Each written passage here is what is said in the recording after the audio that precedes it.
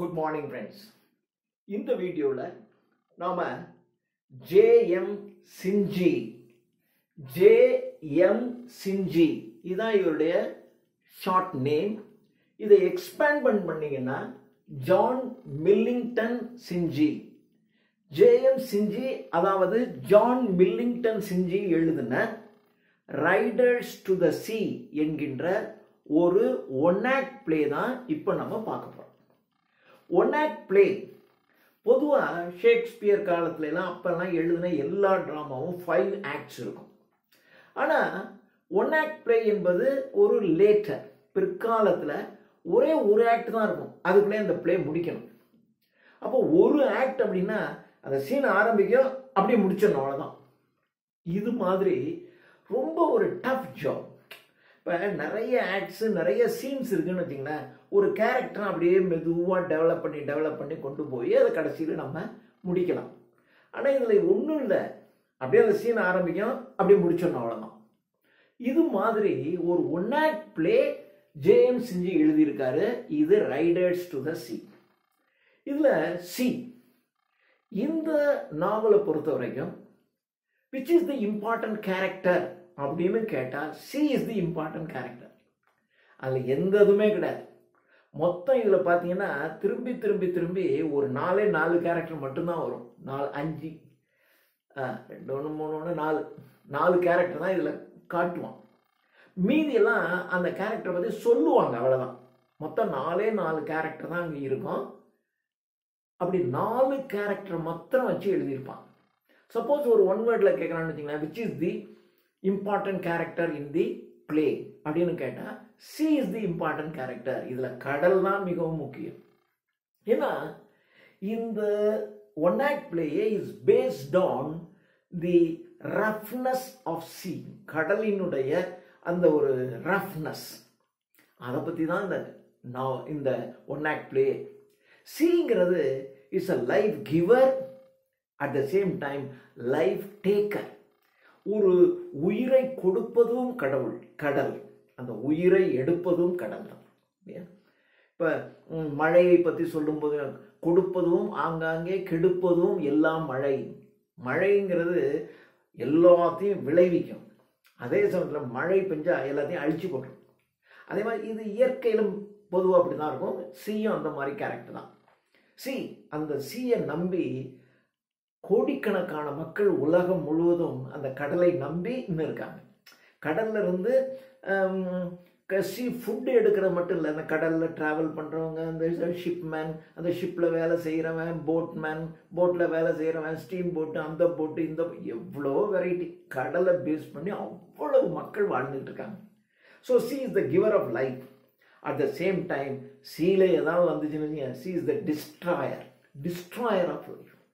அதனால தான் சிங்கிறது தான் இங்கே ஒரு முக்கியமான ஒரு கேரக்டர். இதில் ரைடர்ஸ் டு த சி, இந்த இடத்துல ஹூ இஸ் த ரைடர்? ரைடர்னா த ஃபிஷர்மேன். ஏன்னா அவங்க தான் கடல் மீது சவாரி செய்பவர்கள். கடல் மீது சவாரி செய்பவர்கள், they are the Riders. Riders தான் த ஃபிஷர்மேன்.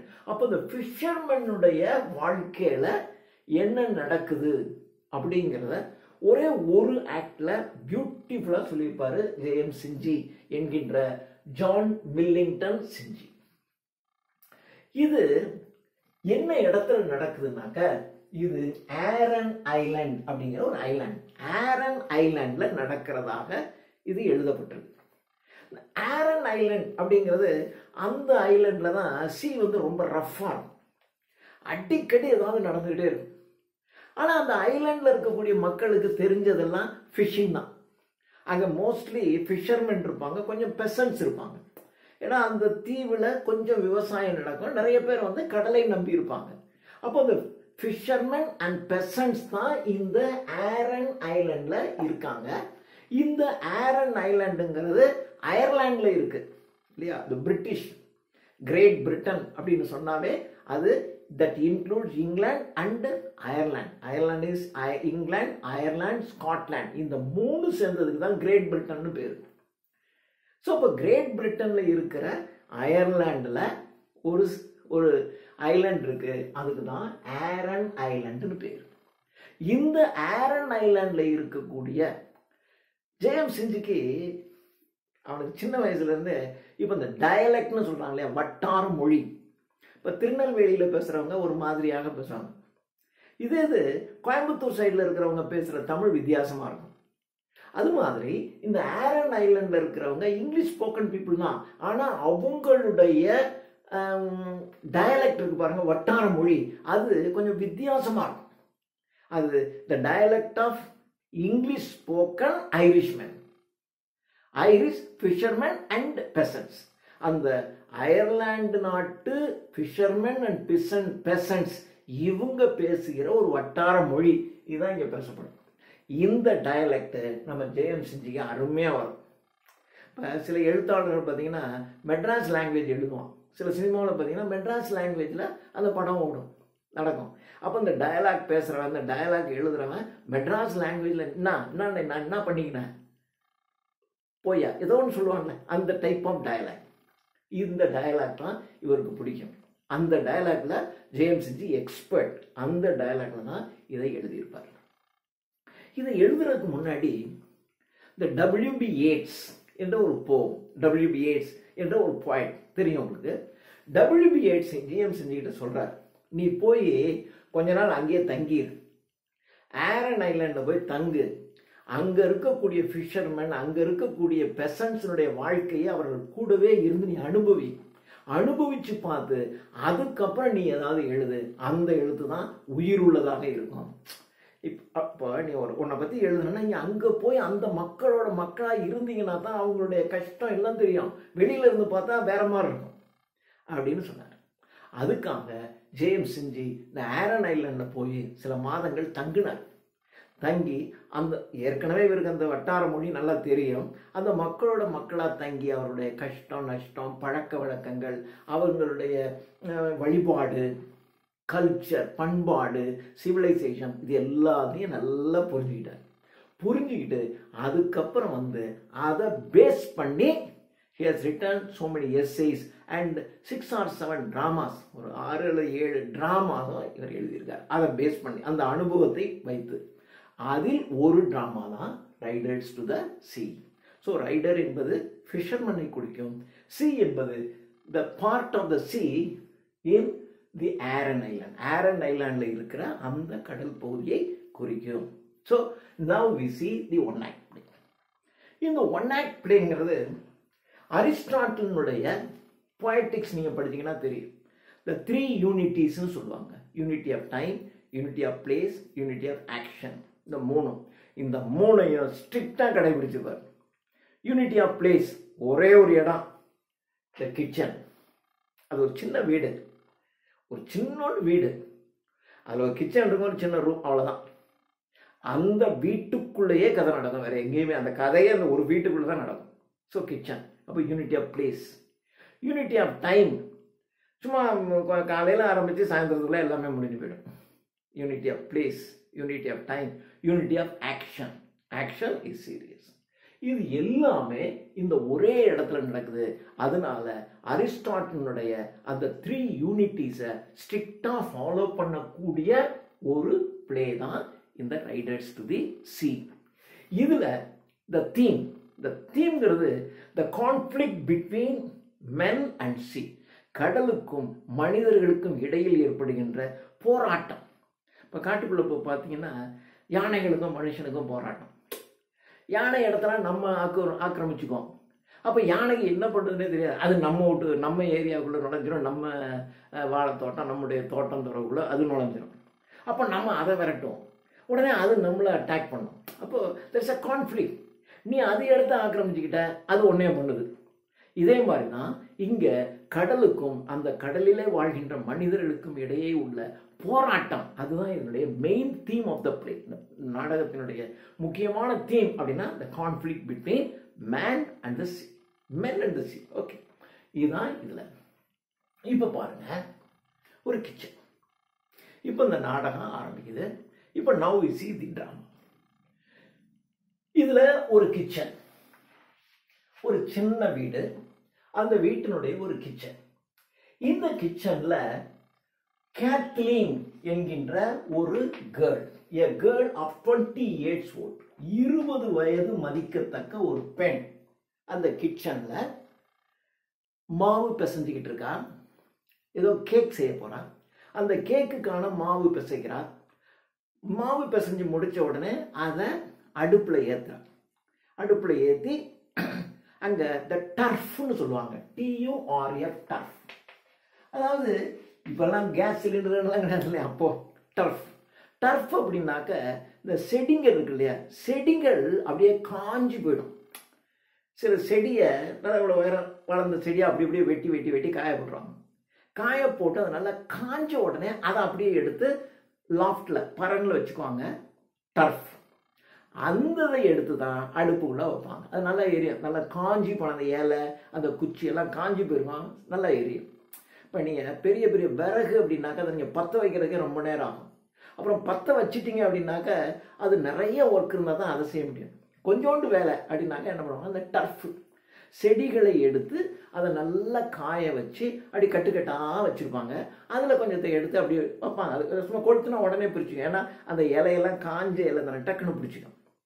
அது மாதிரி இந்த டர்ஃபை யூஸ் பண்ணி மாவு பிசைஞ்சு அடுப்பில் கேக் செய்து கொண்டிருக்கின்றார். கேக் செய்கிறதுக்கு அடுப்பில் எல்லாத்தையும் ஏற்றியாச்சு. ஏற்றிட்டு அதுக்கப்புறம் அங்கே ஒரு ஸ்பின்னிங் வீல், அந்த நூல் நெய்வதற்கான ஒரு ஸ்பின்னிங் வீல் இருக்கு. அந்த வீல்ல உட்காந்து அவள் ஸ்பின் பண்ணி கொண்டிருக்கின்றாள் கேத்லீன். இப்போ அந்த கிச்சன்ல என்ன, அந்த வீட்டில் என்ன இருக்கு? அந்த வீடு ஒரு ஃபிஷர்மேனுடைய வீடு. அதனால ஃபிஷர்மேன் யூஸ் பண்ற நெட்டு அங்க இருக்கு. நெட்டு ஃபிஷர்மேன் என்னென்னலாம் யூஸ் பண்ணுவாங்களோ அது ரிலேட்டடான திங்ஸ் தான் அந்த வீட்டுக்குள்ள இருக்கு. வேற ஒன்றும் பெருசா அங்க சோஃபா இருக்கு, அங்க இருக்கு, அதெல்லாம் ஒன்று. ஃபிஷர்மேன் யூஸ் பண்ற திங்ஸ் இருக்கு. அப்புறம் ஒயிட் போர்ட்ஸ் இருக்கு. ஒயிட் போர்டு, இந்த ஒயிட் போர்டு எதுக்கு அப்படின்னா, இந்த போர்டை யூஸ் பண்ணி தான் இந்த இறந்து போனாங்கன்னா சவப்பெட்டி செய்கிறாங்க இல்லையா, அந்த சவப்பெட்டி செய்வதற்கான ஒயிட் போர்ட்ஸு வாங்கி வச்சிருக்காங்க. அது அங்கே இருக்கு. ஸோ சவப்பெட்டிகள் இருக்கு அங்கே. இவர்கள் செய்வதற்கு ஃபிஷர்மேன்களுக்கு தேவையான அங்கே அவர்கள் பயன்படுத்துகின்ற net, various types of nets, hooks, இதெல்லாம் அங்கங்கே அப்படியே தொங்கிக்கிட்டு இருக்கு. கிச்சனில் இவ இப்படி செஞ்சிட்டு இருக்கா. இப்படி செய்து கொண்டு இருக்கும்போது இப்படி நடந்துக்கிட்டு இருக்கு. அதை ஒட்டி ஒரு சின்ன ரூம், அது ஒரு ரூமோட சொல்ல முடியாது, நீங்கள் ஒரே ஹால் தான் எடுத்துக்கலாம், இது கிச்சன். அதில் ஒரு ஸ்க்ரீன் போட்டிருக்கு. அங்கே அந்த பெண்ணினுடைய மதர், அவ பேரு மௌரியா, MAURYA, மௌரியா என்ற ஒரு ஓல்டு உமன் அங்கே படுத்திருக்காங்க. கிட்டத்தட்ட பாதி தூக்கம், ஒரு ஹாஃப் ஸ்லீப். அந்த ஹாஃப் ஸ்லீப் ஸ்டேஜில் அப்படியே உறங்கிக்கிட்டு இருக்காங்க. அவங்களுக்கு என்ன பிரச்சனைன்னா, இவங்களுடைய 5வது பையன், இவங்களுக்கு மொத்தம் 6 பசங்க, இந்த 2 பொண்ணுங்க, 6 2 8 குழந்தைங்க இவங்களுக்கு. இதில் இந்த 5வது பையன், இந்த 4 பேரும் ஏற்கனவே செத்து போயிட்டான், கடலில் தான். 5வது பையனும் கடலுக்குள்ள போனா, மீன் பிடிக்க போனா, போய் இதுவரையிலும் வெளியே வரலை. 9 days ஆயிடுச்சு. அவன் பாடியும் கிடைக்கல. ஸோ அதனால இந்த அம்மா அழுது அழுது அழுது 9 நாள் பையனை காணும். இப்போ இந்த மாதிரி மீனவர்கள்லாம் இப்போ பெரிய போட்டு, இப்போல்லாம் மாடர்ன் போட்னா எடுத்துக்கிட்டு கடலுக்குள்ளே போவாங்க. கடலுக்குள்ளே போயிட்டு 1 வாரம் 10 நாள் மீனெல்லாம் பிடிச்சிக்கிட்டு வருவாங்க. அப்போல்லாம் சும்மா ஒரு கட்டுமரம் கட்டிட்டு கடலுக்குள்ளே ஒரு போட்டில், சின்ன போட்டில் போவாங்க, கடலில் மீன் பிடிப்பாங்க, காலைல போவாங்க, சாயந்தரம் வந்துடுவாங்க, மீனை பிடிச்சிட்டு வந்துடுவாங்க. இதுதான் நடக்கும். 9 நாளாக பையனை காணும். அப்போது செத்து போயிட்டான். ஆனால் செத்து போயிட்டானாலும் கடலில் எங்கேயாவது தப்பிச்சு எங்கேயோ இருக்கானா தெரியாது. ஏன்னா அவன் பாடியும் கிடைக்கல. அதனால் இந்த பாடி கிடைக்கலங்கிறதுனால அந்த அம்மா அழுது அழுது அழுது அப்படியே இந்த சோகத்தில் அப்படியே தூங்கிட்டாங்க. கிட்டத்தட்ட ஹாஃப் ஸ்லீப், ஒரு அரை தூக்கம். அதாவது முழுசாக தூங்கிட்டாங்கன்னு சொல்ல முடியாது. அந்த அழுத டயர்ட்னஸில் அப்படியே கொஞ்சம் தூங்கிட்டாங்க. ஆச்சா? இப்போ இந்த கேரக்டர் சொல்லியாச்சு, இந்த கேரக்டர் சொல்லியாச்சு. இந்த கேரக்டர் இவனை காட்டலை இல்லையா, இவனை காட்ட மாட்டாங்க. 1 2 3 4 இந்த 4 இந்த நம்பர் போட்டுக்கணும். 1 2 3 இந்த 4 கேரக்டர் மாத்திரம்தான் இருக்கும். மீதியெல்லாம் சொல்லப்படும், அவ்வளோதான். ஸோ அந்த மைக்கேல் என்கின்ற 5வது பையன் கடலுக்குள்ளே போனால் திரும்பி வரல, அவ்வளோதான். அவன்லாம் இந்த சீன்லேயே கிடையாது. இப்போ கேத்லின் சொல்லியாச்சு. மௌரியா அங்கே தூங்கிக்கிட்டு இருக்காங்க, ஓல்டு உமன். இப்போ இந்த நோரா கேத்லினுடைய யங்கர் சிஸ்டர். இவங்க எல்லாத்துக்கும் கடைசி குழந்தை பொண்ணு, யங்கர் சிஸ்டர், சின்ன பொண்ணு.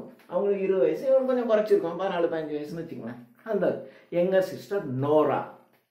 இந்த நோரா அந்த வீட்டு கதவை மெதுவாக திறந்துக்கிட்டு அப்படி எட்டி பார்க்குறா.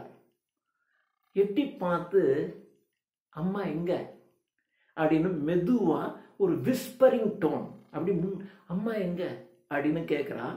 கேட்ட உடனே அவள் கையில் ஒரு ஷால் போட்டிருக்கா. அந்த ஷாலுக்குள்ள மறைச்சி ஏதோ ஒரு பண்டில் வச்சுருக்கா. அந்த பண்டிலை மறைச்சிக்கிட்டு அப்படி கதவை திறந்து அம்மா எங்கன்னு கேட்குறா. உடனே அவங்க சொல்கிறாங்க அவங்க ஸ்லீப்பிங், தூங்குறாங்க அப்படின்னு சொன்ன உடனே இவ இப்போ உள்ளே வர்றா. உள்ளே வந்து கேத்லின் என்கின்ற தன்னுடைய சிஸ்டர்கிட்ட வர்றான். வந்துட்டு வந்தோடனே என்ன பண்டில், என்ன உன்னுடைய இதுக்குள்ள மறைச்சி வச்சிருக்க, என்ன இது அப்படின்னு கேத்லின் கேட்குறான். கேட்ட உடனே அவன் சொல்கிறா, இதுக்குள்ள ஒரு ஷர்ட் அண்ட் ஸ்டாக்கிங், ஒரு சட்டையும் ஸ்டாக்கிங். ஸ்டாக்கிங் என்றால் ஆண்கள் போடுகின்ற ஒரு பேண்ட்டுன்னு வச்சுங்களேன். ஆண்கள் போடுகின்றது இப்போ வந்து லேடிஸ் எல்லாம் போடுறாங்களே இந்த லெக்கை ஒட்டினமா லெக்கின்ஸ் அப்படின்னு. இப்போ நம்ம லெக்கின்ஸ்னு போடுறோம் இல்லையா, இந்த லெக்கின்ஸ் தான் அந்த காலத்தில் ஸ்டாக்கிங்னு பேர்.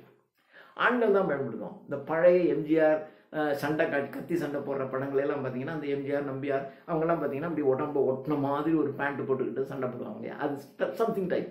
அந்த மாதிரி ஒரு ஸ்டாக்கிங்கும் ஒரு ஷர்ட்டும் இதுக்குள்ளே இருக்குது. நான் வரும்போது யங் பிரிஸ்ட், அந்த கிராமத்தில் இருக்கிற யங் பிரிஸ்ட், இதுவும் சொல்லப்படுது. யங் பிரிஸ்ட் என்னை பார்த்தாரு. பார்த்துட்டு இந்த பண்டிலை கொடுத்து இதுக்குள்ள ஒரு ஷர்ட்டும் ஒரு ஸ்டாக்கிங்கும் இருக்கு, இது உங்களுடைய, இது இந்த டோன்கல் என்ற இடத்துல, டோன்கல் என்கின்ற இடத்துல இந்த ஒரு பாடி, 2 பாடி கிடச்சிச்சு, 2 உடல் கிடச்சிச்சு. அதில் ஒரு உடலினுடைய ட்ரெஸ் தான் இது. இன்னொரு உடல் அங்கே ஒதுங்கின ஒரு உடல், அந்த உடலினுடைய ஷர்ட்டு ஸ்டாக்கிங் தான் இது. இது இப்போதைக்கு காணோம்னு தேடிக்கிட்டு இருக்கிறது மைக்கேலை தான். அதனால் இது மைக்கேலினுடைய ட்ரெஸ்ஸா அப்படிங்கிறத நீ எனக்கு அஷ்யூர் பண்ணி சொல்லு. ஆமாம் அப்படின்னா என்கிட்ட சொல்லு, இல்லை அப்படின்னா நீ ஒன்றும் இதை பற்றி கவலைப்பட வேண்டாம், வேறு யார்கிட்டையும் நீ சொல்ல வேண்டாம் அப்படின்னு யங் பிரிஸ்ட் சொன்னார் அப்படின்னு சொல்லி அவன் ஓப்பன் பண்ண போகிறான். ஸோ நோரா, யங் பிரிஸ்ட் எனக்கு இதை கொடுத்தாரு, இந்த பண்டிலை கொடுத்தாரு, இருக்கு, இது டோன்கல் என்ற இடத்துல கிடச்சிச்சு அப்படிங்கிறாரு. உடனே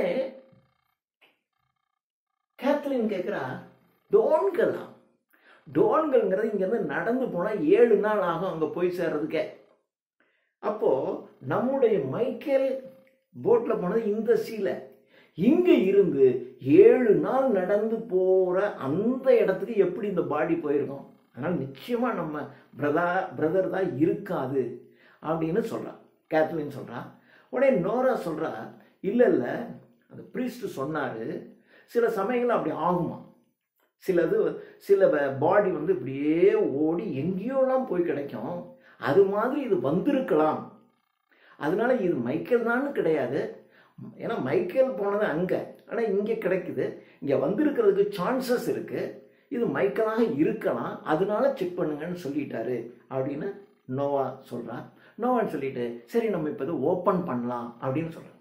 ஓப்பன் பண்ணலாம் அப்படின்னு சொன்ன உடனே கேத்லின் சொல்கிறா, நோ இப்போ ஓப்பன் பண்ணாத, ஏன்னா அம்மா உள்ளே இருக்கா, ஹாஃப் ஸ்லீப்பில் இருக்கா.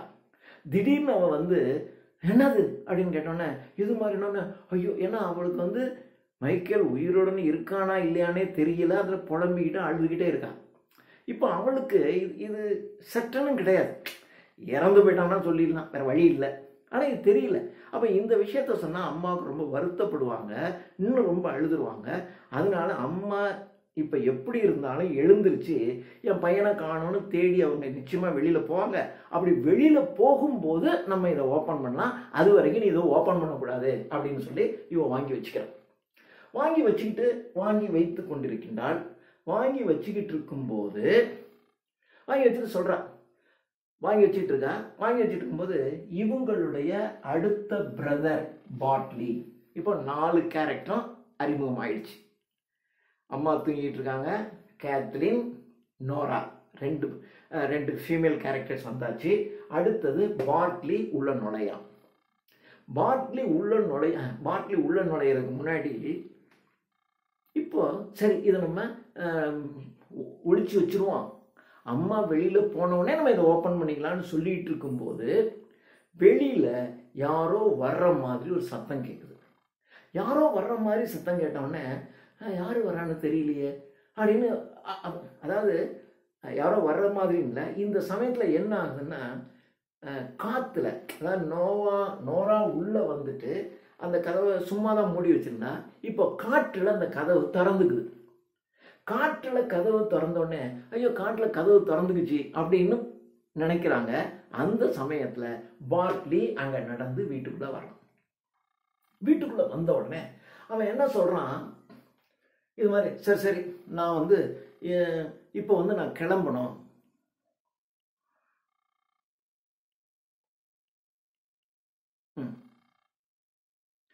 ஓகே நான் வந்து கிளம்ப வேண்டியது இருக்கு,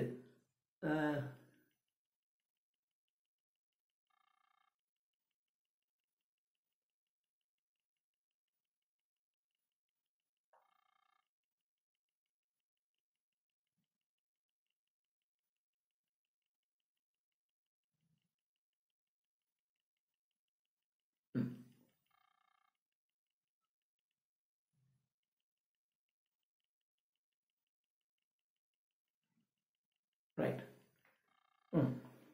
இப்போ இவங்க என்ன செய்கிறாங்க அப்படின்னாக்க, சரி நம்ம இதை ஒழிச்சு வச்சிடலாம் அப்படின்னு சொல்லிட்டு லேடர் ஏணி எடுத்துட்டு வா. இந்த இடத்துல கதவு திறக்குது. கதவு திறந்தோடனே யாரும் வர்றாங்களா அப்படின்னு பார்க்குறேன். இந்த லேடர் எடுத்துட்டு வா, ஏணி எடுத்துட்டு வா அப்படின்னு சொல்கிறாங்க.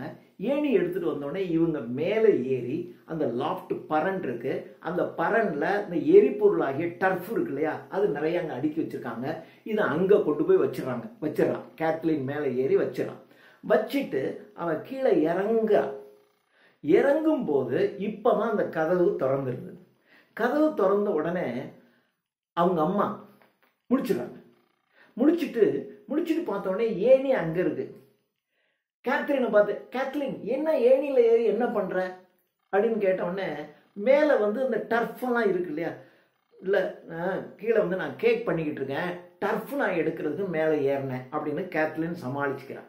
சமாளித்த உடனே இப்போ அவன் கீழே இறங்கிடுறாங்க. கீழே இறங்கினோடனே அவங்க அம்மா முழிச்சுக்கிறான். அவங்க அம்மா முழிச்சுட்டு கேட்குறான், இந்த பார்ட்லி வேற, அவங்க சொல்கிறான், இந்த பிள்ளைங்க சொல்கிறாங்க, அம்மா உனக்கு விஷயம் தெரியுமா, பார்ட்லி வந்து அவன் வெளியே போகிறானாமே அப்படின்னு சொல்கிறான். ஆமாம் அவன் வெளியில், அதாவது அவனும் கடலுக்கு போகிறானாமே அப்படின்னு இந்த ரெண்டு பிள்ளைங்களும் அம்மா கிட்ட கேட்குறாங்க. அம்மா கிட்ட கேட்ட உடனே அம்மா சொல்கிறாங்க, ஆமாம்மா அவனும் போகணுன்னு தான் சொல்கிறான், ஆனால் அவன்லாம் போக விடக்கூடாது அப்படின்னு சொன்னான். அவன் போக விடக்கூடாது, மைக்கேல் போனவனே என்னன்னு தெரியல, இவன் வேற இப்போ கடலுக்கு போகணுங்கிறான், அவனெல்லாம் விடக்கூடாது அப்படின்னு சொல்லிட்டு இருக்காங்க. அப்படி சொல்லிக்கிட்டு இருக்கும்போது அவங்க சொல்கிறாங்க, அந்த மௌரியா சொல்கிறாங்க, இந்த ஓல்டு உமன் சொல்கிறாங்க, நம்ம யங் பிரிஸ்ட் கிட்ட சொன்னால் அவர் சொன்னால் இவன் கேட்பான், அதனால அவர்கிட்ட சொல்லி இவனை போக விடாமல் செய்யணும் அப்படின்னு சொல்கிறாங்க. அப்போ இந்த நோரா என்ற இந்த கேர்ள் சொல்றா, இல்லைம்மா நான் சாமி கிட்ட யங் பிரிஸ்ட் கிட்ட கேட்டேன், யங் பிரிஸ்ட் சொன்னாரு இது மாதிரி உங்க அம்மா வந்து கடவுள் மேல ரொம்ப பக்தியோட கடவுளை நீங்க வழிபட்டுக்கிட்டே இருக்காங்க, அதனால கடவுளினுடைய வழிபாடு கடவுள் கேட்பாரு, அதனால பார்ட்லி போனாலும் அவனுக்கு ஒன்றும் ஆகாது, பயப்பட வேண்டாம் அப்படின்னு சொன்னாரு அப்படின்னு நோவா சொல்றான். நோவா சொன்னோடனே அந்த அம்மா சொல்லுது, அப்படி நோரா சொன்னோடனே அவங்க அம்மா என்ன சொல்றாங்க, அந்த பிரீஸ்டுக்கு என்ன தெரியும், கடலை பத்தி அந்த பிரீஸ்டுக்கு என்ன தெரியும், இந்த கடல் ரொம்ப மோசமான கடல், எவ்வளவு பேரை காவு வாங்கியிருக்கு தெரியுமா அப்படின்னு சொல்லிட்டு அவங்க சொல்றாங்க, என்னுடைய மூத்த பையன் ஸ்டீஃபன், ரெண்டாவது பையன் ஷான், இவங்க ரெண்டு பேரும் the strait of Galway, strait அப்படின்னா ஜலசந்தி அப்படின்னு சொல்றோம் இல்லையா, அந்த மாதிரி கால்வே ஜலசந்தி பகுதிக்கு இவங்க போனான். இன்னைக்கு வரைக்கும் இந்த ரெண்டு பசங்களுடைய பாடியே கிடைக்கல, உடல் கூட எனக்கு கிடைக்கல. அடுத்தது என்னுடைய மூணாவது பையன் ஷீமஸ், இவங்களுடைய அப்பா அதாவது இவங்களுடைய அப்பா, அதாவது இந்த மௌரியாவுடைய ஹஸ்பண்ட், இவங்க அப்பா, அவங்க அப்பாவுக்கு அப்பா தாத்தா, அதாவது இந்த 6 இந்த குழந்தைங்களுடைய அப்பா பிளஸ் அந்த அப்பாவுடைய அப்பா தாத்தா. ஸோ இந்த ஷேமஸ், அவங்க அப்பா, அவங்க அப்பாவுக்கு அப்பா தாத்தா, இவங்க 3 பேரும் போனாங்க. இவங்க 3 பேரும் இதே கடல்ல தான் இறந்து போனாங்க. இறந்து போய் ஆனா இவங்களுடைய பாடி நமக்கு கிடைச்சிச்சு. அடுத்தது பேட்ச், 4வது பையன் பேட்ச். இவன் போனான். இவன் போய் இவனுடைய போட்டே கவுந்துருச்சு. போட்டு கவுந்து உள்ள விழுந்தவன் செத்து போயிட்டான். இவன் பாடி நமக்கு கிடைச்சிச்சு. 4 பேரும் போயிட்டான். இந்த 4 பேரு பிளஸ் இந்த ஃபாதருடைய அப்பா, 6 பேரும் நம்முடைய குடும்பத்துல இருந்து இந்த கடலுக்கு போயிருக்காங்க. இதெல்லாம் இந்த யங் பிரீஸ்டுக்கு தெரியுமா? அவருக்கு என்ன தெரியும் இந்த கடலை பத்தி? இந்த கடல் என்ன பண்ணி இருக்குங்கிறது எனக்கு தான் தெரியும். யங் பிரீஸ்டுக்கு இதெல்லாம் தெரியாது. அதனால நிச்சயமா நான் வந்து பாட்டிலேயே போக விட மாட்டேன். மைக்கேலும் போயிட்டான். ஆனா என்ன நடந்திருக்குன்னு தெரியல. அதனால இன்னும் நமக்கு இருக்கிறது பாட்லி ஒருத்தன் தான் இருக்கான். மைக்கேலுக்கு என்ன ஆச்சுன்னே தெரியல. ஆனா என்னுடைய இன்ட்யூஷன் சொல்லுது மைக்கேல் இறந்துருப்பானோன்னு எனக்கு இன்ட்யூஷன் சொல்லுது. நிச்சயமா நான் பாட்லியே போக விட மாட்டேன் அப்படின்னு சொல்லி இவங்க பேசிட்டு இருக்காங்க. அப்படி பேசிட்டு இருக்கும்போது பாட்லி உள்ள நுழையான். பாட்லி இந்த பையன். ஸோ இந்த 4 கேரக்டர் தான் காட்டுவாங்க. இந்த கேரக்டர் தான் கதை சொல்லப்படுது. ஸோ பாட்லி உள்ள நுழையான். பாட்லி உள்ள நுழைஞ்சு நான் வந்து கடலுக்கு போனோம் அப்படின்றான். உடனே மௌரியா கேட்குறான், என்ன கடலுக்கு போகணுங்கிற? கடலில் நமக்கு எவ்வளோ நஷ்டம். மைக்கேல் போனவனுக்கே என்னாச்சு ஏதாச்சுன்னு தெரியல. சப்போஸ் அவன் உடல் கிடைக்குதுன்னே வச்சுக்கோ, அவன் உயிரோடு இருக்கானான்னு தெரியல, வந்தாலும் பரவாயில்ல, அவன் உடல் கிடைச்சிச்சின்னு வச்சுக்க, அவனுக்கு வந்து கடல் ஒரு நல்ல மரியாதை செய்யணும்ல, அவன் இறந்து போனவனுடைய இதுக்கு மரியாதை செய்யணும்ல. இங்கே இருக்கிறது ஒரே ஒரு பையன், ஆம்பளை பையன், நீ தான் இருக்க, நீயும் போயிட்டா, நாங்கள் 3 பேரும் பெண்களாக இருக்கோம், நாங்கள் எப்படி செய்ய முடியும்? நீ அதெல்லாம் போவேணாம் அப்படின்னு சொல்கிறாங்க. சொன்ன உடனே பாட்லி சொல்கிறான், மைக்கேல் 9 நாள் ஆச்சு, அவன் வருவான்னு எனக்கு தோணலை. வரலாம், ஆனால் வருவான்னு எனக்கு தோணலை. நீ சொன்ன மாதிரி இந்த குடும்பத்துக்கு நான் தானே இருக்கேன், ஒரே ஒரு ஆம்பளை பையன், இப்போ நான் தானே இந்த குடும்பத்தை காப்பாற்றணும். அதனால எனக்கு வேலை இருக்கு, நான் போய் நம்முடைய 2 குதிரைகளையும் நான் கொண்டு போய் விற்கணும் அப்படின்றான். எங்க போய் விற்க போற அப்படின்னா அவன் சொல்றான், இது மாதிரி அவங்ககிட்ட 2 குதிரை இருக்கு. ஒன்று ரெட் போனி, எழுதியிருக்கணும், ஓகே எழுதல, 2 குதிரை இருக்கு. ரெட் போனி, இன்னொன்று கிரே போனி. இவங்ககிட்ட 2 குதிரை இருக்கு. இதுல ரெட் போனிங்கிறது மைக்கேல், ரெட் போனிங்கிறது பாட்லியினுடைய ஹார்ஸ். போனி அப்படின்னா ஹார்ஸ். ஆனா குதிரையிலேயே ஒரு மட்டமான குதிரை, ரொம்ப சீப்பு, அந்த மட்டமான குதிரை ரெட் போனி. இந்த ரெட் போனி என்பது பாட்லிக்கு சொந்தமானது, கிரே போனி என்பது மைக்கேலுக்கு சொந்தமானது. ஸோ இந்த 2 ஹார்ட்ஸையும் நான் எடுத்துட்டு போய் நான் விற்கணும். நான் இதை விற்றா தான் நமக்கு பணம் கிடைக்கும், அந்த பணத்தை வச்சு தான் நாம் வந்து செய்யணும் அப்படின்னு சொல்கிறோம். அப்படின்னு சொல்லிட்டு எங்கே போய் விற்க போகிறோம்னா அந்த கால்வே ஃபேர். கால்வே என்பது பக்கத்தில் உள்ள ஒரு நகரம், அங்கே இருக்கக்கூடிய சந்தை, அந்த கால்வேக்கு போனோம். அங்கே கால்வேயில் ஒரு ஃபேர் நடக்குது. அந்த ஃபேரில் கொண்டு போய் இதை விற்றோம்னா நமக்கு ஓரளவுக்கு நிறைய பணம் கிடைக்கும். அந்த பணத்தை வச்சுக்கிட்டு நம்ம வீட்டில் ஓரளவுக்கு நம்ம வாழலாம். அதனால நான் போகணும் அப்படின்னு சொல்கிறோம். உடனே நம்ம மறுபடியும் அப்ஜெக்ட் பண்ணுறாங்க, நீ போகக்கூடாது, என்ன இருந்தாலும் மைக்கேலுக்கு என்ன ஆச்சுன்னு தெரிஞ்சுக்குவோம், இனிமேல் கடலுக்கு நம்ம வீட்டிலேருந்து யாரும் போகக்கூடாது, நம்ம எல்லா ஆண்களையும் நம்ம கடலில் இழந்துட்டோம், நீ கடலுக்கு மாத்திரம் போகக்கூடாதுன்னு இந்த அம்மா சொல்கிறாங்க. ஆனால் இவன் வந்து அதை காதிலே வாங்கலை. வாங்காமல் என்ன செய்கிறான்னா கேத்லினை கூப்பிட்டு, கேத்லின் அங்கே இந்த ரோப் ஒன்று இருக்குது, அந்த ரோப்பை எடுத்துட்டோம், அங்கே ஒரு ரோப் இருக்குது, அது எங்கே அப்படின்னு கேட்குறான். எந்த ரோப் அப்படிங்கும்போது இந்த கன்னிமாரா என்கின்ற இந்த பிளேஸ் 2 இடத்துல யூஸ் ஆகும். சொல்லலாம், இந்த கன்னிமாரா என்ற இடத்துல நான் ரோப் ஒன்று வாங்கிட்டு வந்தேன்ல, ஒரு கயிறு வாங்கிட்டு வந்தேன்ல, அந்த கயிறை கொடு அப்படின்னு கேட்குறான். கேட்ட உடனே மௌரியா அப்ஜெக்ட் பண்ணுறான், எதுக்கு அந்த கயிறு? அந்த கயிறு இருக்கணும் சப்போஸ் நாளைக்கு மைக்கேல் இறந்து போயிட்டான் அப்படின்னா அந்த மைக்கேலினுடைய பாடியை வந்து என்ன செய்வாங்க, கிறிஸ்டியன்ஸ் வந்து அந்த பாக்ஸில் தானே வைப்பாங்க. அந்த பாக்ஸில் வச்சு அந்த பாக்ஸை கீழே குழி வெட்டி அந்த குழியில் கீழே இறக்கணும்.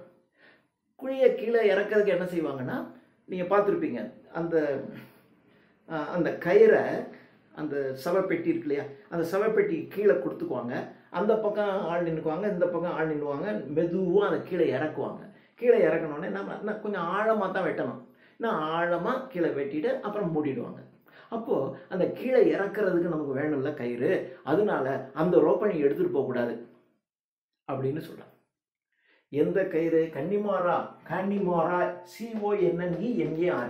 கன்னிமாரா என்ற இடத்துல வாங்கிட்டு வந்தேன் அந்த கயிறு அப்படின்னு. அந்த கயிறை தர முடியாது, பிகாஸ் ஆஃப் திஸ் ரீசன் அப்படின்னு மௌரியா அதுக்கு அப்ஜெக்ட் பண்ணுறாங்க. அப்ஜெக்ட் பண்ணால் அதெல்லாம் அவன் காதுலேயே வாங்கல. அந்த அம்மா என்ன சொன்னாலும் அவன் கேட்கவே இல்லை. திடீர்னு அந்த ரோப்பை எடுத்தான். ரோப்பை எடுத்து அதில் ஹால்டர், எதுக்கு அந்த ரோப் அப்படின்னா ஹால்டர் போடணும் அப்படிங்கிறான். ஹால்டர் அப்படின்னா ஹால்ட், நிற்கிறது. ஒன்றும் இல்லை, இவன் குதிரையை எடுத்துகிட்டு போனான் இல்லையா, அந்த குதிரையினுடைய கழுத்தில் ஒரு சுருக்கு போட்டு அவன் கையில் வச்சுக்கணும். அப்போ தான் குதிரை வந்து இழுத்துட்டு போகாது. அதுக்காக குதிரையை ஹால்ட் பண்ணுறதுக்காக அதுக்கு ஒரு கயிறு வேணும், அதுக்கு தான் எடுக்கிறான். அது எதுக்குன்னா அந்த ஹால்டர். அவன் பாட்டு அந்த ரோப்பை எடுத்தான், ஹால்டர் தயார் பண்ணிக்கிட்டு இருக்கான். ஹால்டர் அப்படின்னாக்க அந்த ஒரு கயிற்றினுடைய முன்னாடி வந்து ஒரு இது மாதிரி வச்சு சுருக்கு போடுற மாதிரி இந்த சுருக்கு மாதிரி போட்டு அவன் தயார் பண்ணிக்கிட்டு இருக்கான். அதை உட்காந்து அவன் பாட்டு செஞ்சுக்கிட்டு இருக்கான். அவங்க அம்மா சொன்னாலும் அவன் காதலையும் வாங்கலை, எதுவுமே செய்யலை. அவன் தன்னுடைய இதுக்கு போகிறதுக்கு தயாராக இருக்கான். இந்த அம்மா சொல்லுது, பார் நீ போகாத, இந்த ஹார்ட்ஸ் போனால் போயிட்டு போகுது. இந்த ஹார்ட்ஸை விட 1000 ஹார்ட்ஸஸ், 100 ஹார்ட்ஸஸ், ஏன் 100, 1000 ஹார்ட்ஸஸ்க்கு நஷ்டு போனாலும் எனக்கு கவலை இல்லை. எனக்கு இருக்கிறது ஒரே ஒரு பையன்தான். இந்த ஒரு பையன்தான் எங்கள் 3 பேரும் நாங்கள் பெண்களாக இருக்கோம். இந்த ஒரு ஆணாவது நீ எனக்கு இருக்கணும், எங்கள் கூட இருக்கணும். அதனால நீ போகக்கூடாது. You are equal to more then 100 R even 1000 ஹார்ட்ஸஸ், 100 அல்லது 1000 குதிரைகளுக்கு மேலே சமமானவன்டா நீ, எங்களை விட்டு நீ போகாத அப்படின்னு அவன் கேட்குறான். ஆனால் அவங்க அதில் வாங்கலை.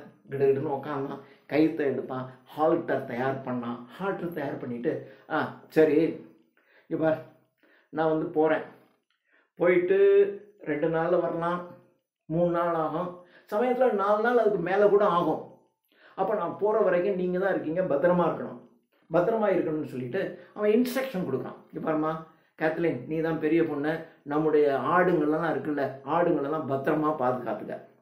2வது, நம்ம அந்த ஒரு பிக் ஒன்று இருக்குது, அந்த காலில் கூட ஒரு மாதிரி பிளாக்காக இருக்குமே கால், ஏன்னா ஒயிட் பிக், வெள்ளை பண்ணி அந்த காலில் கூட பிளாக்காக இருக்குமே, அந்த பிளாக் லெக்கில் இருக்க அந்த பிக்கை நல்ல விலைக்கு யாராவது கேட்டாங்கன்னா கொடுத்துரு.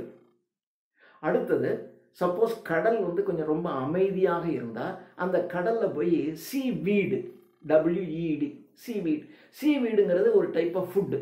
அது வந்து இந்த கால்நடைகளுக்கு அது உணவாக போடலாம். அது மாதிரி நீங்கள் ஃப்ரீயாக இருக்கும்போது கடல் ரொம்ப அமைதியாக இருந்தால் கொஞ்சம் சீ ஃபுட்டு கலெக்ட் பண்ணி வைங்க அப்படின்னு இந்த 3 இன்ஸ்ட்ரக்ஷன் அவனுக்கு கொடுக்குறான்.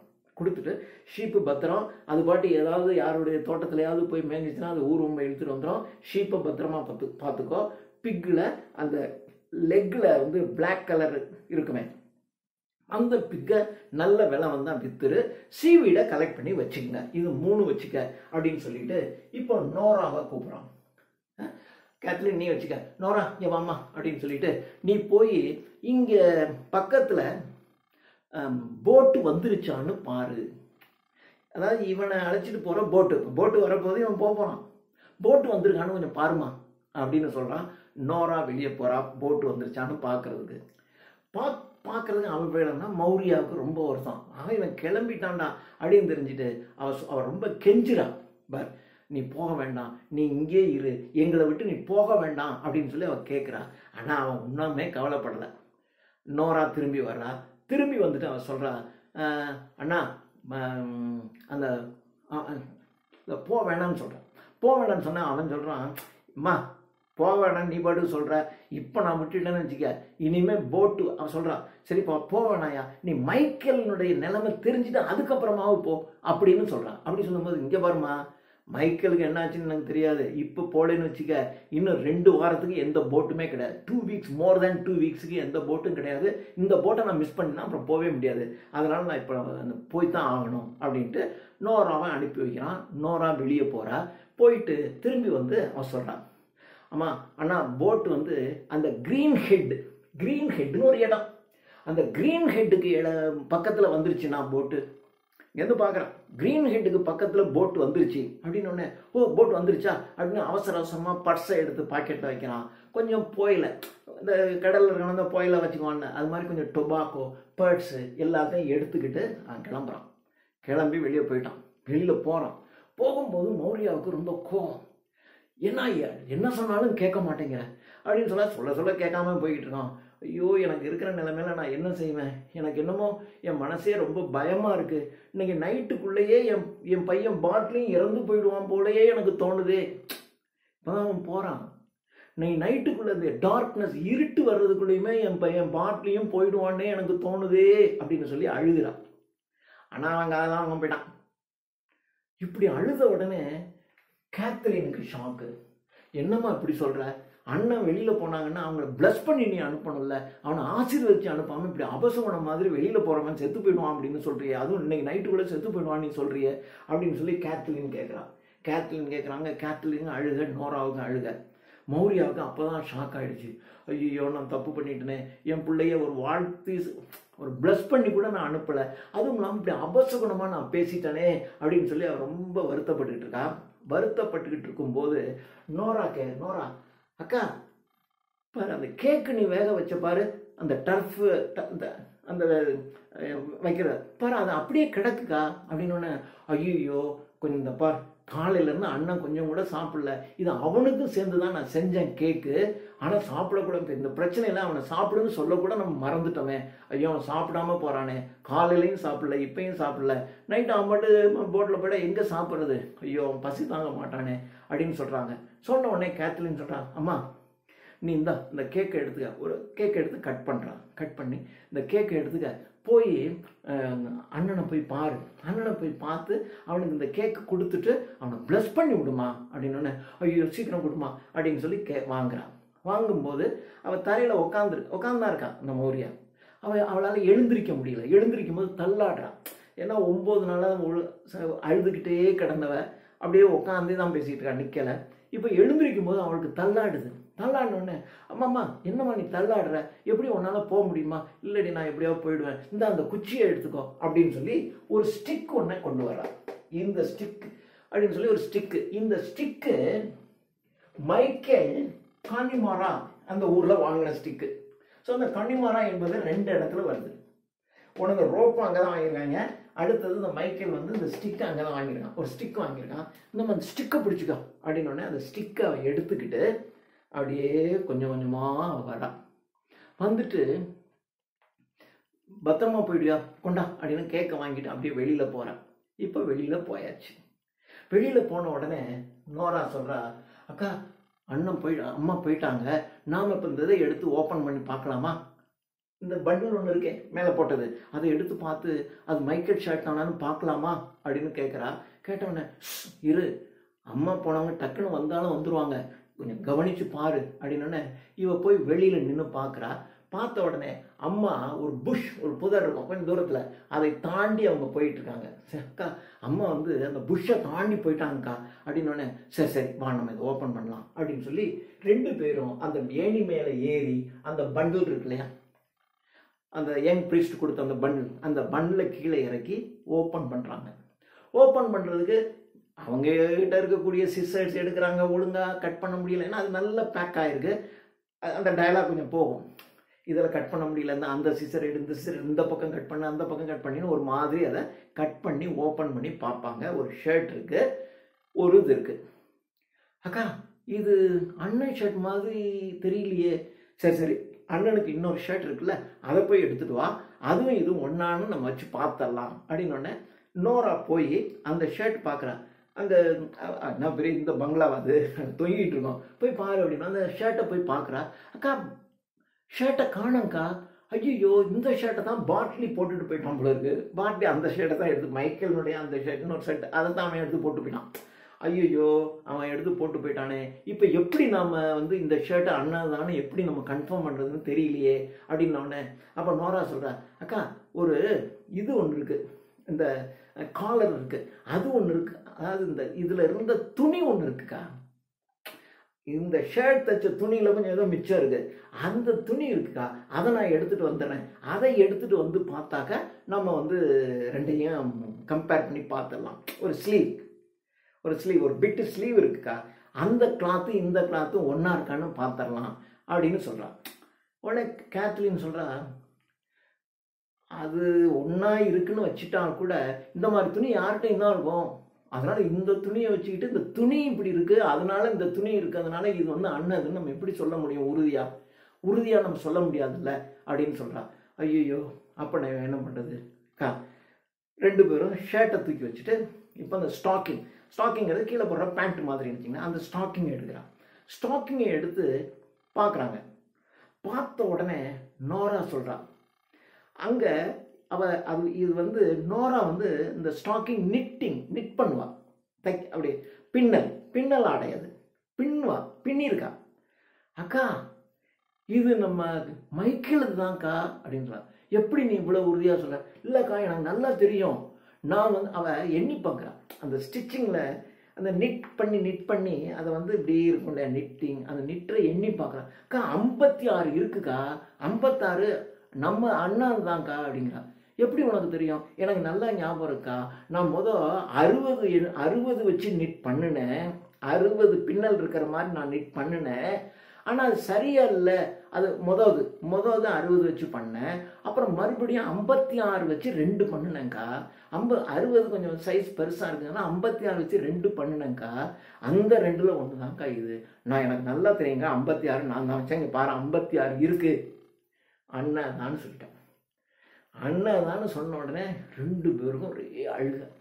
ஐயோ இப்படி போச்சே, அண்ணன் இறந்து போயிட்டாங்களே அப்படின்னு சொல்லி அப்படியே அழுத உடனே வெளியில் ஆள் வர சத்தம் கேட்குது. ஐயோ அம்மா வர்றாங்க அப்படின்னோடனே சரி டக்குன்னு இந்த பன்னில் இப்போ இனிமேல் லேடர்லாம் ஏறியெல்லாம் போட முடியாது. உடனே என்ன பண்ணுறா, அந்த சிம்னியினுடைய கார்னரில் தூக்கி போடு அப்படின்னு சிம்னியினுடைய கார்னரில் போட்டுறான். போட்ட உடனே கேத்லின் பெரிய பொண்ணு ஓரளவு சமாளிக்கிறான். நோரா, அக்கா நான் அழுதுருக்கேங்க்கா, இப்போ அம்மா வந்து ஏன் அழுதுன்னு கேட்டாங்கன்னா என்னை கண்டுபிடிச்சிருவாங்கக்கா அப்படின்னோடனே சரி அம்மா கண்டுபிடிச்சிருவாங்க, அதனால அம்மா அப்படி தானே வர்றாங்க, நீ ஃபயரை பார்த்த மாதிரி இந்த அடுப்பு இந்த பக்கம் டேர்ன் பண்ணி நின்றுக்கோ, அம்மா இப்படி தான் வருவாங்க, அதனால் அவங்களுக்கு வந்து நீ அழுதுருக்கிறது தெரியாது அப்படின்னு சொல்கிறான். சரி உடனே அவள் இந்த பக்கம் டேர்ன் பண்ணி அந்த சின்ன பொண்ணு நின்றுட்டுருக்கா. நின்ன உடனே அவங்க அம்மா உள்ளே வர்றாங்க. உள்ளே வந்த உடனே இந்த பிள்ளைங்க கேட்குது, அம்மா அண்ணனை பார்த்தியா, கொடுத்துட்டியா அப்படின்னோடனே அவங்க அம்மா அப்படியே ஒரு நர்வஸாக இருக்காங்க. நர்வஸாக இருந்து அண்ணனையா பார்த்தேன் அப்படிங்கிறாங்க. பார்த்து இதெல்லாம் கொடுத்துட்டியா அப்படிங்கும்போது அவங்க கையில் அந்த கேக் இருக்குது, அந்த கேக்கை வந்து ஒரு துணியில் சுற்றி தான் கொடுத்து அனுப்பிச்சிருக்காங்க, அந்த துணியில் விட அந்த கேக்கு இருக்குது. என்னம்மா பார்த்தேங்கிற, கேக்கு கையில் வச்சுருக்க? இல்லை நான் பார்த்தேன், நான் போன உடனே ஒரு ஹார்ட்ஸில் ரெட் போனி, இந்த ரெட் போனியில் அண்ணன் போனான், இவன் பாட்லி முன்னாடி போனான், அதுக்கு பின்னாடி கிரே போனியில் மைக்கேல் போனான் அப்படின்றாங்க. மைக்கேல் போனான்னு இந்த 2 பேருக்கும்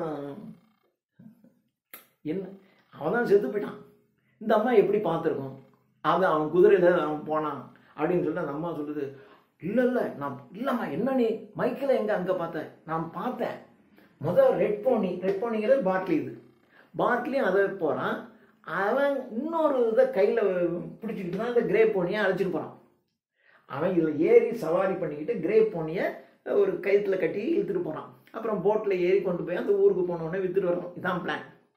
நோ ரெட் போனியில் அண்ணன் பாட்லி போனான், பின்னாடி கிரே போனியில் புது சட்டை, நியூ பூட்டு, புதுசாக அவன் பூட்ஸ் எல்லாம் போட்டிருந்தான், போட்டுட்டு அவனும் அந்த குதிரையில் வேகமாக போனதை நான் பார்த்தேன் அப்படின்னு அப்படியே ஒரு நடுங்கிக்கிட்டே சொல்கிறான்.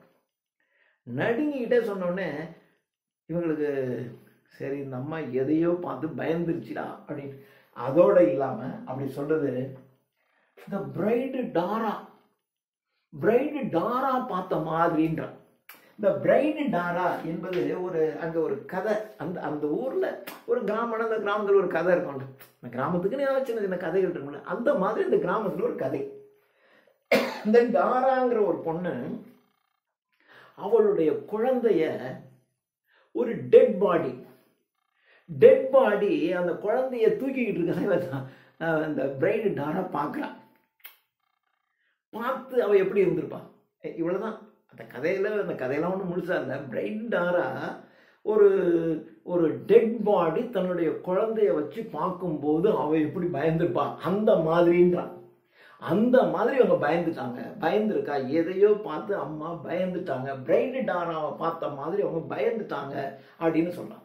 அப்படின்னு சொல்லிட்டு அப்படியே அவளுக்கு இதாக இருக்கு. அப்படின்னோடனே கேத்லின் சொல்றான், இல்லை இப்படி சொல்லிட்டு இருக்கும்போது நோரா சொல்லிட்டான், அம்மா நீ எப்படி மைக்கேலை பார்த்துருக்க முடியும்? மைக்கேல் செத்து போயிட்டான் அப்படிங்கிறான். அந்த அம்மா, மைக்கேல் செத்து போயிட்டானா? எப்படி? இந்த பாருமா அப்படின்னு சொல்லி அந்த கார்னர்ல இருக்கக்கூடிய அந்த அம்மா நான் பார்த்தேங்குது. இல்லை நீ பார்த்தே இருக்க முடியாது, மைக்கேல் செத்து போயிட்டான், அவன் துணி இந்த பார் அப்படின்னு சொல்லி அவன் துணியை எடுத்து ஒன்று காய்ச்சி 56 ஸ்டிச் இருக்குது, நான் தான் போட்டேன், இதுதான் அவன் போட்டு தான் அவன் செத்து போயிட்டான்றான். அப்படின்னோடனே அந்த அம்மா ஒரே அழுக. ஏற்கனவே அது பார்த்துட்டு பயந்துருதில் நிற்குது, இப்போ ரொம்ப அழுகுது. அழுத உடனே அந்த குடும்பமே அழுதுகிட்டு இருக்கு, எல்லாரும் அழுகுறாங்க. அழுத உடனே என்ன செய்யறதுன்னே தெரியல. இப்போ அந்த அம்மா சொல்லுது, நீங்க கால் ஈமன் அப்படிங்கிற இந்த கேரக்டர் இதை வந்து சொல்றாங்க.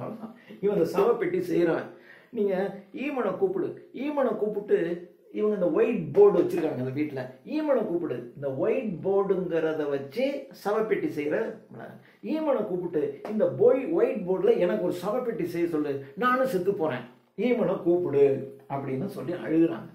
இவங்க இப்படி அழுதுகிட்டு இருக்கும்போது யாரோ பெண்கள் வர்றாங்க, கொஞ்சம் அப்படியே கொஞ்சம் வர்றாங்க. வந்த உடனே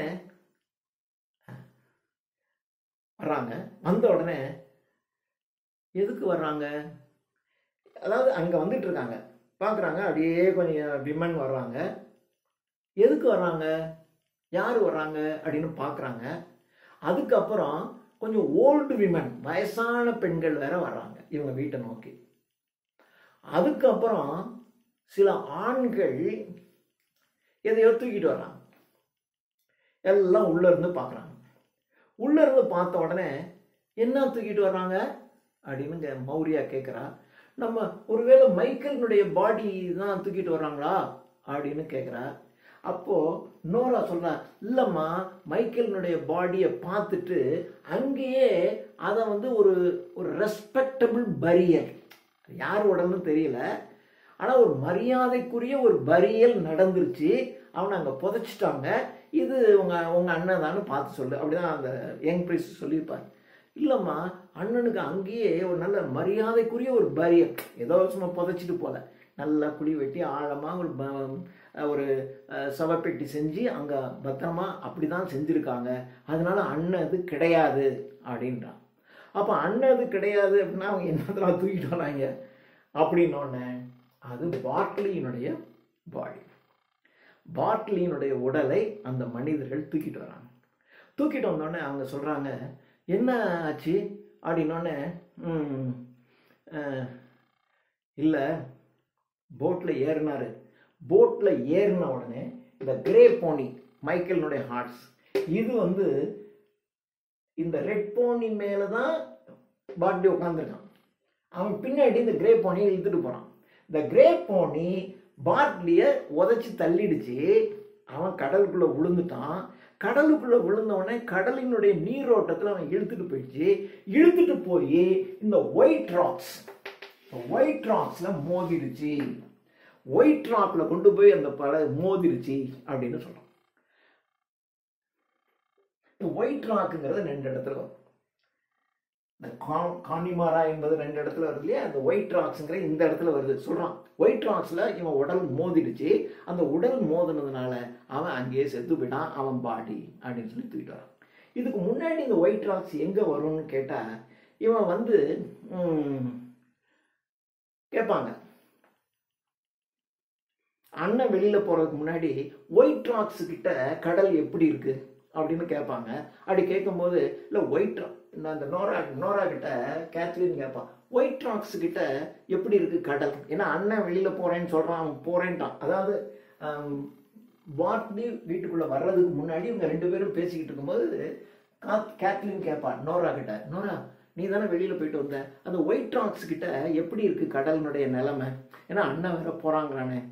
இல்லை இப்போ காமாக இருக்குது, ஆனால் காமாக இருக்குன்னா சொல்ல முடியாது, அது எப்போ வேணாலும் ரஃபாக மாறிடும், அப்படித்தான் அங்கே நிலைமை இருக்குது அப்படின்னு ஒரு அங்கே சொல்லியிருப்பான் ஒயிட் ராக்ஸை பற்றி.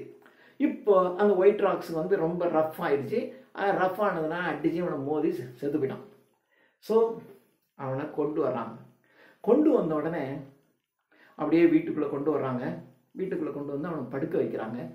படுக்க வச்ச உடனே அந்த தலைப்பகுதியில் மௌரியா முழந்தாளிட்டு உட்காந்துருக்கா. கால் பகுதியில் கேத்லின் அண்ட் நோரா 2 பேரும் அப்படியே முழங்கால், ஏன்னா இயேசு கிறிஸ்து வணங்குறவங்களே அப்படி முழங்கால் போட்டு அப்படியே உட்காந்துருக்காங்க. அந்த பெண்கள் அந்த ஆண்கள் எல்லாமே அந்த வீட்டில் அந்தந்த பகுதியில் அப்படியே முழங்காலிட்டு அப்படியே அமைதியாக இருக்காங்க. அப்படியே இருந்த உடனே மௌரியாவுக்கு ரொம்ப வருத்தம். சொல்றா, இந்த ஸ்டிக்கு சமயத்திலே சொல்லுவா, இந்த ஸ்டிக் இருக்கும்போதே சொல்லுவா, பொதுவா பெற்றோர்கள் தான் ஏதாவது ஒரு பொருளை வாங்குவாங்க. அந்த பெற்றோர்கள் இறந்து போனதுக்கப்புறம் அந்த பொருள் வந்து பிள்ளைங்களுக்கு யூஸ் ஆகும். இப்போ புள்ள வாங்கி வச்சிருக்கிற ஸ்டிக்கு இது. இப்போ நான் எழுந்திருக்க முடியாமல் இருக்கும்போது இந்த ஸ்டிக்கை என்கிட்ட கொடுக்குறேன். அதாவது பையன் செத்து போயிட்டான், அவனுடைய ஸ்டிக்கு நான் பயன்படுத்திக்கிட்டு இருக்கேன் அப்படிங்கிற மாதிரி சொல்லுவான். இப்போ அதே மாதிரி டயலாக் இங்கே சொல்லுவான். எனக்கு இருக்கிற எல்லா பிள்ளைங்களும் போயிட்டான், இருந்தது ஒரே ஒரு ஆம்பளை பையன் தான், அவனும் போயிட்டான், நான் என்ன செய்யறது அப்படின்னு சொல்லிட்டு அப்படியே எனக்கு எங்கள் வீட்டில் இனிமேல் ஆண் வாரிசே இல்லையே, ஆண் வாரிசே இல்லாமல் இந்த கடவுள் பண்ணிட்டாரே அப்படின்னு சொல்லிட்டு கடவுளை ஒரு மாதிரி சொல்லுவாள். திட்டமாட்டா, கடவுளே என்னை இப்படி பண்ணிட்டியே, ஆண் வாரிசே இல்லாமல் பண்ணிட்டே, எனக்கு இருக்கிறது ஆண்கள் எல்லா ஆண்களும் போயிடுச்சு அப்படின்னு சொல்லிட்டு அவள் என்ன பண்ணுவாள், ஆண்கள் இருந்தாலும் இந்த குடும்பத்தை காப்பாற்றுவாங்க, இப்போ ஆண்களே இல்லை, நாங்கள் பெண்களாக இருக்கோம், நாங்கள் என்ன செய்ய முடியும், இனிமேல் எங்களுடைய உணவு வந்து வெட் ஃப்ளார், ஈரமான உணவு, ஈரமான மாவு.